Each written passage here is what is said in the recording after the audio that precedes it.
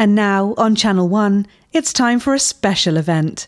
We're throwing the regular schedule away for a night of smiles with Jeremy Donaldson and Megan Wolfe. Good evening, I'm Jeremy Donaldson. And I'm Megan Wolfe. It's the 13th of March 1985 and this is a Channel 1 special event hosted by your national nightly news team. In a laboratory nestled in the sleepy hills of Chantlebury, Dr. Charles Magnus and his optimistically named Happiness Collective have been working on a secret project. They claim their Euphoria device will raise overall happiness levels throughout the country. Tonight, live on Channel 1, we'll be putting that claim to the test. We'll be in and out the schedule throughout the evening with our team of reporters standing by up and down the country to report live on whether the device has brought a smile to your faces. We'll have guests from the world of science, politics and entertainment and of course those all-important results. So don't move that dial, stick with Channel 1 all evening as we bring you the Night of Smiles.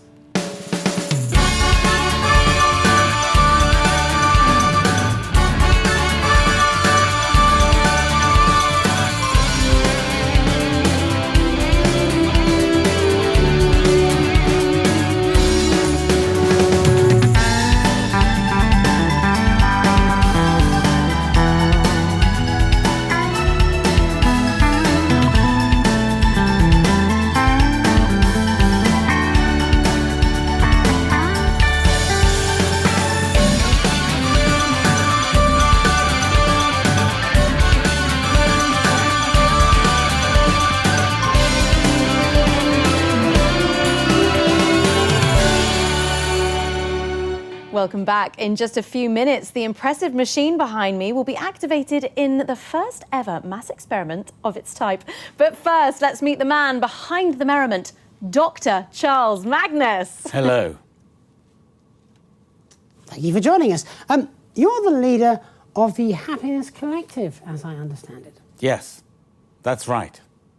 So how's that work then, being the leader of a collective? Well, I suppose... Dr. Magnus, how does your Euphoria device work? Oh, that's simple. I just get my assistant Chester to push the big red button. Yes, but what does it actually do? It makes people happier, Mr. Donaldson. Yes, and how does it do that? Well, some of that information is proprietary, but I could try and explain the basics. Oh, well, we've not got long now, Doc, so try not to get too into the weeds. Well, to put it simply, everything is vibration. Everything is vibrating. A particle is also a wave, and a wave is, if you like, a note. And we all vibrate at different notes depending on our mood. Happier people vibrate at a higher frequency than sad people, for example.